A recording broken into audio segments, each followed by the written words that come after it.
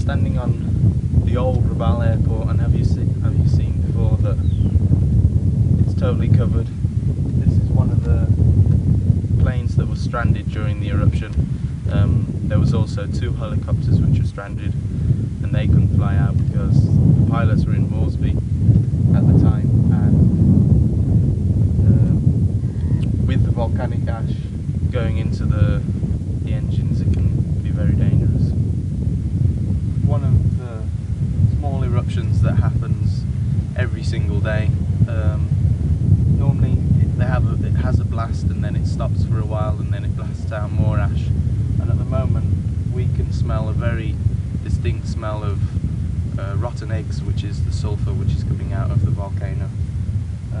Previously, last week, the volcano wasn't puffing out ash like this, but it was puffing it out in massive explosions, and we were on the other side of the harbour, and with the explosions coming out it would shake the house. So you know, they were very big and there were hot rocks flying all over the place.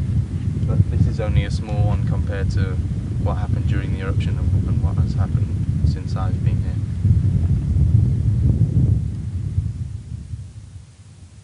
Three minutes since the last blast. Here's another one.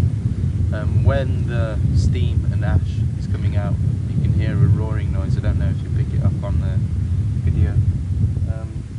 A week ago tonight, we were woken at 3 o'clock in the morning by explosions, and when I was up at Malmalawan, which we'll visit, we had a perfect view, and what was happening was lava was just blowing out all over the place, and sometimes it was hot rocks and sometimes it was lava which was soft, so it could spread all over the place. And I read in the newspaper that rocks were being thrown at least 200 meters into the air, and if you think about that, it would easily reach maybe the land here, and the people who were living on Matapit Island over there were also told that maybe they would have to evacuate if the situation got any worse. And also, when last week when there were bigger blasts, I also read that the ash was going up to 3 kilometers high, which is extremely high, and it was going a lot higher than where the cloud level was, whereas now it's only going something like 1.2 kilometers. And it's also depends on the amount of wind. At the moment it's bringing it across that way and you can see the ash, but if it's not a very strong wind, you just see it climbing up and expanding, and then wherever it goes it covers.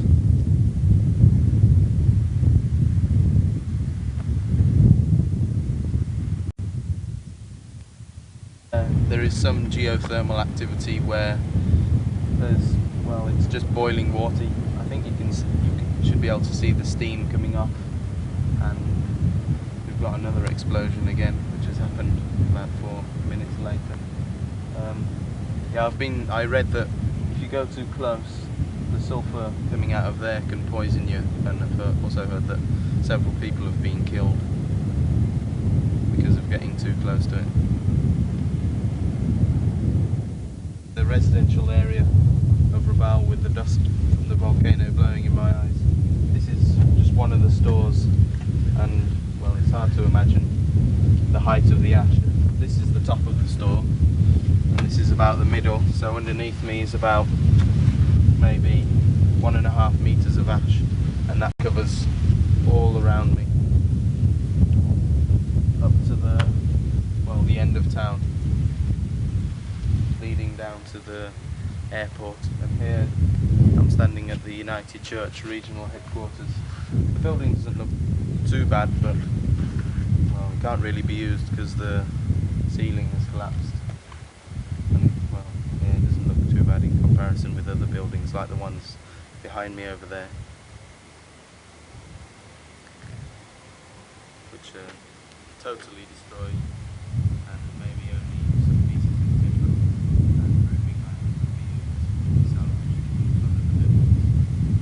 The Rabaul Memorial Church, and this first building in front of us is where they have the English services, and then there's a building behind over there with the turquoisey coloured walls, which is where they have the pigeon services. As you can see, the minister there is Reverend Andrew Midian.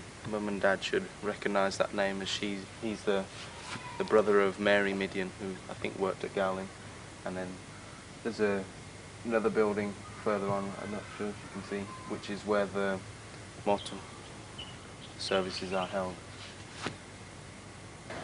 One of the two surviving hotels in Rabaul. It probably only survived because the roof was steep, so when the ash came and maybe some of the rain, it washed it off, whereas other buildings, because the roof was maybe flatter, the ash stayed on and just collapsed the roof. The other hotel which is still open is the Kaivuna Resort Hotel, which is further down. Market is, well, more in Malaguna than where it was before. Just to have a look around at the fruit and vegetables on sale and the pulaus and things like that. It's on sale. This is your daka, this is your buai, and this is your pulau, which is, they say, it's the most natural and healthiest drink as it has no cholesterol, so I'm having one for breakfast now.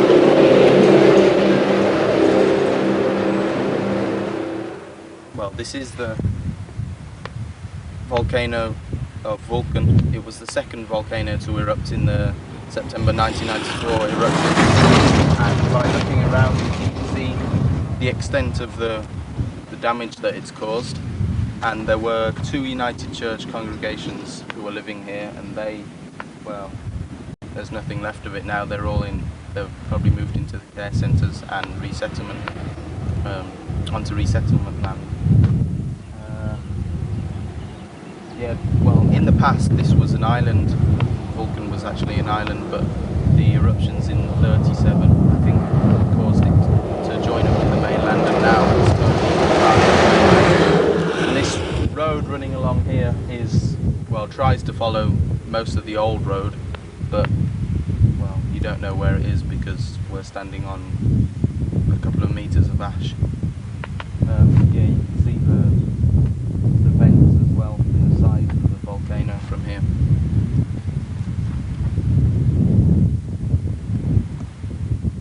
Of the coverage by the ash, and behind me you can see where the old road was, and you try and level that across and then work your way upwards. It must be maybe 10 metres of ash, or, well, it's more because it's totally eroded it away. When there was heavy rain after the eruptions, everything was just washed down and these massive gullies were left over. And, well, the road runs along there, and when it rains again, it just washes it down, and the graders have to come along and regrade the road and try and prevent most of the road from being washed away. Some of the land is being reclaimed by the vegetation, but, well, it's going to be very slow process. Some trees have started growing around, but anything like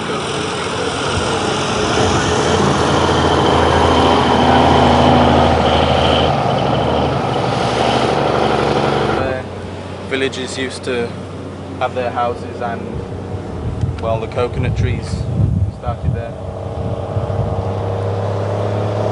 Well, it's hard to imagine maybe on video the depth of it all, but here it's just massive.